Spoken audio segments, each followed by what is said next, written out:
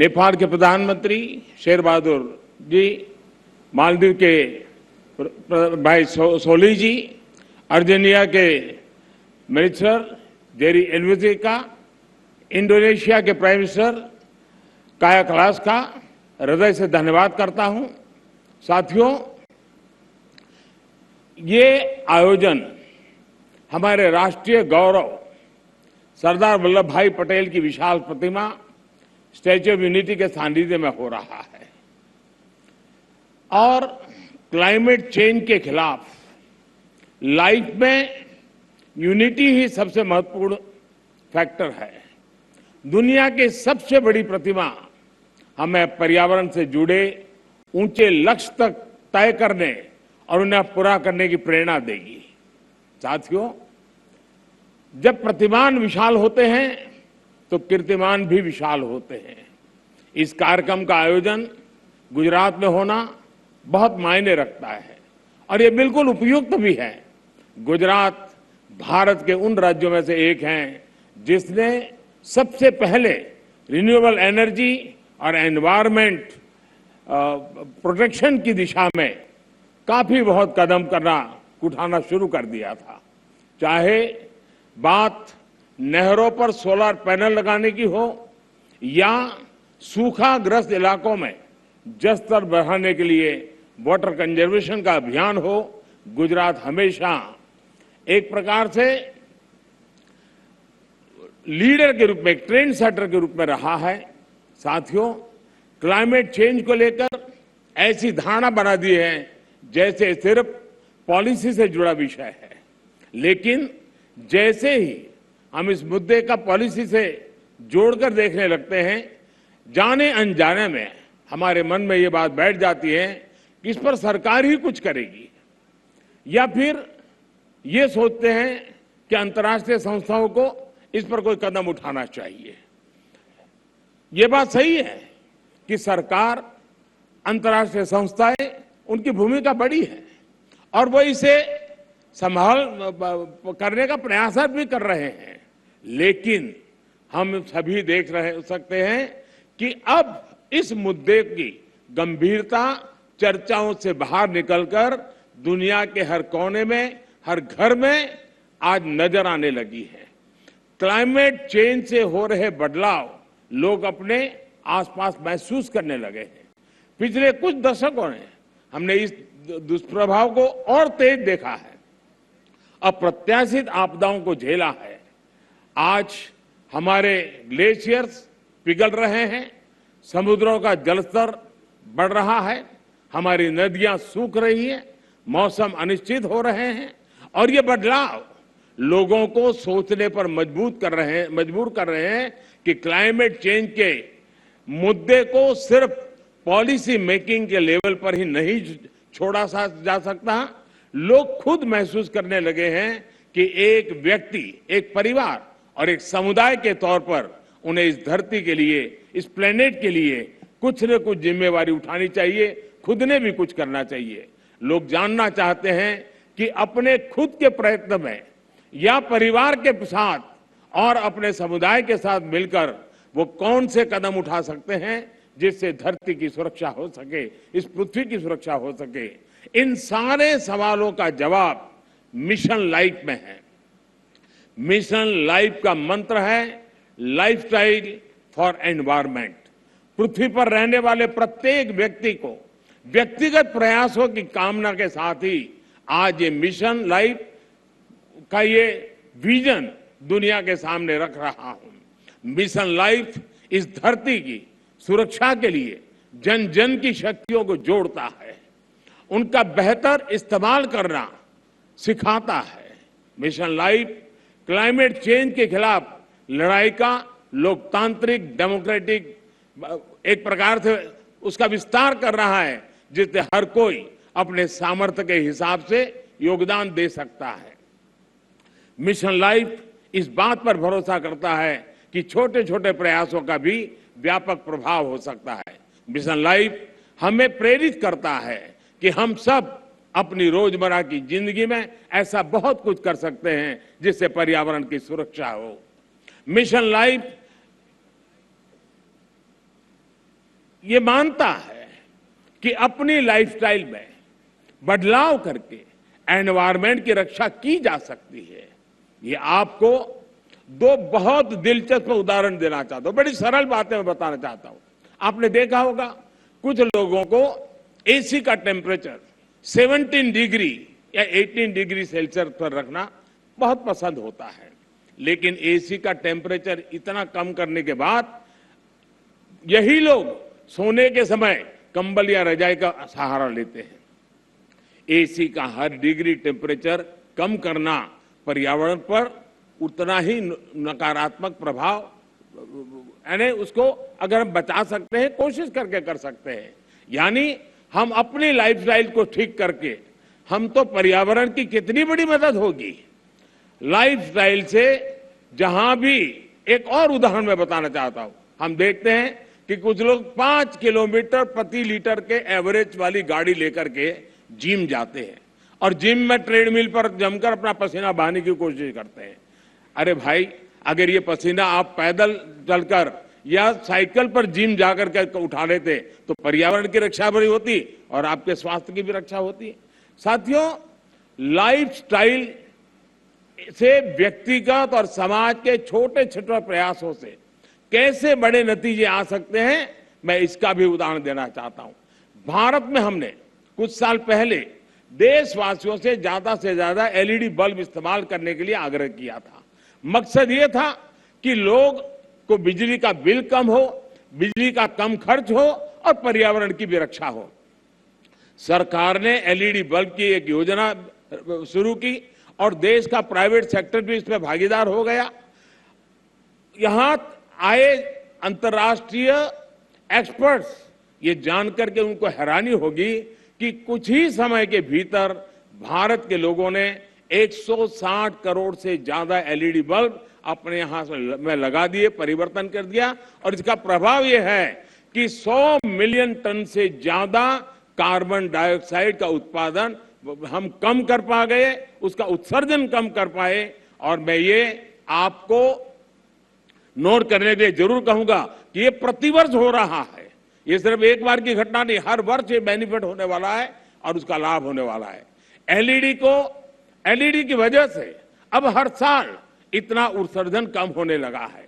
साथियों, गुजरात महात्मा गांधी की भूमि है, जन्मभूमि है, तो उन विचारकों से एक जो बहुत पर्यावरण संरक्षण और प्रकृति के साथ तालमेल लेकर के जीवन जीने का महत्व समझ गए। उन्होंने ट्रस्टीशिप के अवधारणा की विकसित की थी। मिशन लाइफ इस सबको पर्यावरण के ट्रस्टी बनाता है। ट्रस्टी वो होता है जो संसाधनों का अंधाधुंध इस्तेमाल नहीं होने देता। एक ट्रस्टी एक शोषक के रूप में नहीं बल्कि पोषक के रूप में काम करता है। मिशन लाइफ P3 की अवधारणा को मजबूत करेगा। P3 यानी प्रो प्लेनेट पीपल। आज हम एक ऐसी दुनिया में जी रहे हैं जहां इस बात की चर्चा रहती है कि कौन किस देश या गुट के साथ है और कौन किस देश या गुट के खिलाफ है। लेकिन मिशन लाइफ धरती के लोगों को प्रो प्लेनेट पीपल के तौर पर जोड़ता है, उनको अपने विचार से समाहित करता है, एक कर देता है। ये लाइफस्टाइल ऑफ द प्लेनेट, ये lifestyle of the planet, for the planet and by the planet की मूल सिद्धांत पर चलता है। साथियों, अतीत से सीखकर ही हम बेहतर भविष्य का निर्माण कर सकते हैं। भारत में हजारों वर्षों से प्रकृति की पूजा की समृद्ध परंपरा रही है। हमारे वेदों में भी बहुत सटीक तरीके से कहा है कि जल, जमीन, वायु और सभी प्रकृति प्रदत्त चीजों का महत्व समझाते हैं। जैसे अथर्ववेद कहता है, माता भूमि ही पुत्रो हम पृथ्वी, अर्थात पृथ्वी हमारी माता और हम उसके संतान है। रिड्यूस, रीयूज एंड रिसाइकल और सर्कुलर इकोनॉमी हमारे वर्षों से हम भारतवासियों की लाइफस्टाइल का अंग रहा है और हम सभी जानते हैं कि दुनिया के कई हिस्सों में, कई देशों में ऐसी प्रथाएं आज भी है, प्रचलित है, जो हमें प्रकृति के साथ तालमेल बिठाकर चलने के लिए प्रेरित करती है।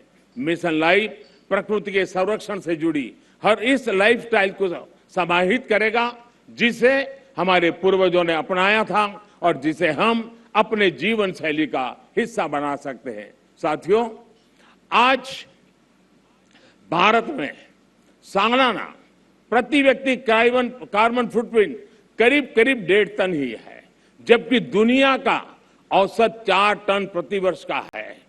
फिर भी भारत क्लाइमेट चेंज जैसी वैश्विक समस्या के समाधान के लिए सबसे आगे आकर काम कर रहा है। इसने उज्ज्वला योजना शुरू की ताकि कोयले और लकड़ी से धुएं से मुक्ति मिले। हम वाटर सिक्योरिटी को ध्यान में रखकर भारत में हर जिले में 75 अमृत सरोवर आज बनाने का बहुत बड़ा अभियान चला रहे हैं। हमारे यहाँ वेस्ट से वेल्थ पर अभूतपूर्व बल दिया जा रहा है।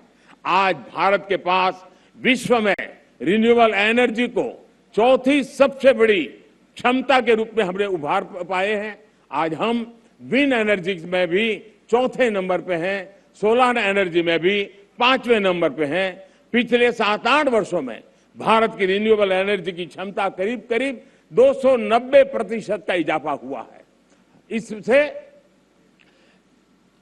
हमने इलेक्ट्रिक क्षमता का 40% नॉन फोसिल फ्यूल यानी उस सोर्स को ही हासिल करने का लक्ष्य अब भी हमने समय सीमा से 9 साल पहले हासिल कर लिया है।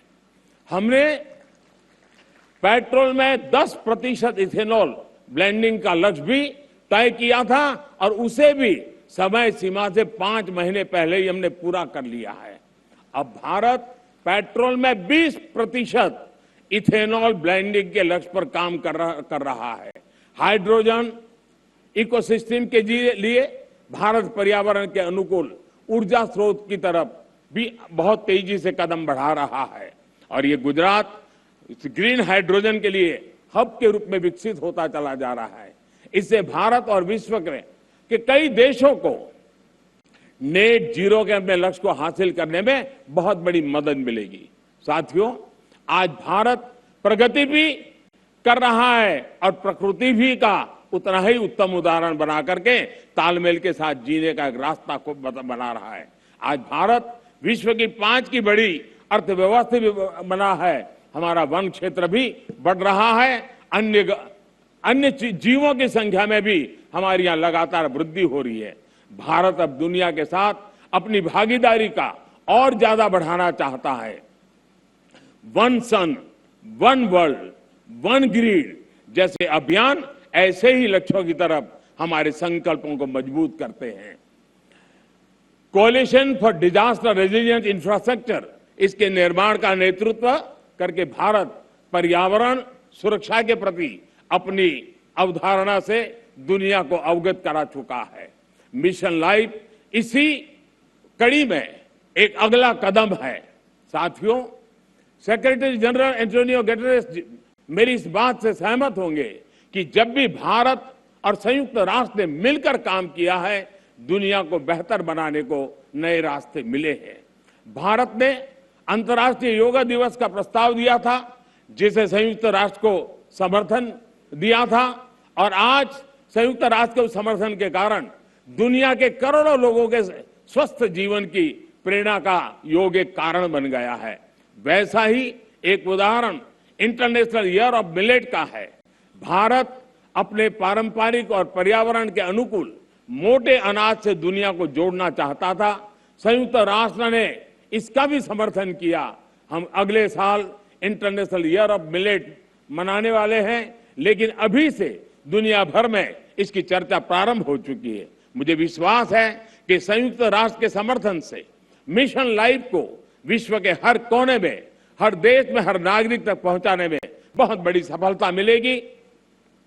हमें एक मंत्र को याद रखना है, प्रकृति रक्षति रक्षिता, अर्थात जो प्रकृति की रक्षा करते हैं, प्रकृति उनकी रक्षा करती है।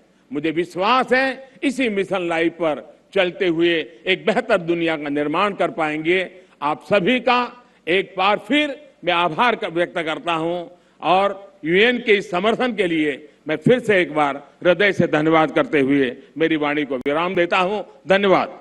जैसे ही घड़ी का काटा दोपहर 2:30 पे आए, बबीता जी का दिल सास बहू साजिश के लिए मचल जाए। और ये है इनकी बहू, पूरे दिन ऑफिस की टेंशन हो जाए गॉन जब ये करें अपना फेवरेट शो फ्री टाइम पे ऑन। इनकी तरह आप भी देखिए अपना फेवरेट शो अपने टाइम पर और डाउनलोड कीजिए एबीपी लाइव ऐप अपने स्मार्ट टीवी पर।